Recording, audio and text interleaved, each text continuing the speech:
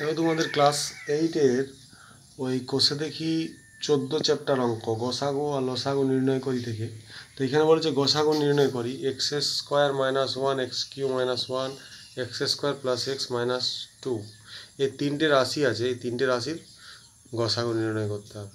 তাই প্রথম রাশির গসাগু নির্ণয় এরকমভাবে করেছি, এক্স স্কোয়ার মাইনাস ওয়ান অথবা স্কোয়ার মাইনাস বি স্কোয়ার হিসেবে করেছি, এ প্লাস বি ইন্টু এ মাইনাস বি মানে x plus one x minus one হিসেবে হয়েছে।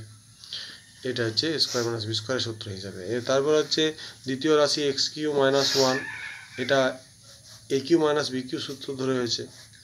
তারপরে হয়েছে তৃতীয় রাশি এক্স স্কোয়ার প্লাস এক্স আর মাইনাস টু, এটা আমরা উৎপাদক বিশ্লেষণে ভেঙেছি। তারপর হয়েছে X plus two X minus one, এটা ভেঙে করতে হয়েছে। তাহলে দেখা যাচ্ছে তিনটে রাশির মধ্যে কি কমন আছে, এক্স মাইনাস ওয়ান আর এখানেও এক্স মাইনাস ওয়ান। তাহলে এই তিনটে রাশির মধ্যে দেখা গেল যে কমন রয়েছে এক্স মাইনাস ওয়ান, তাহলে নির্ণয় গসাগু হবে এক্স মাইনাস ওয়ান।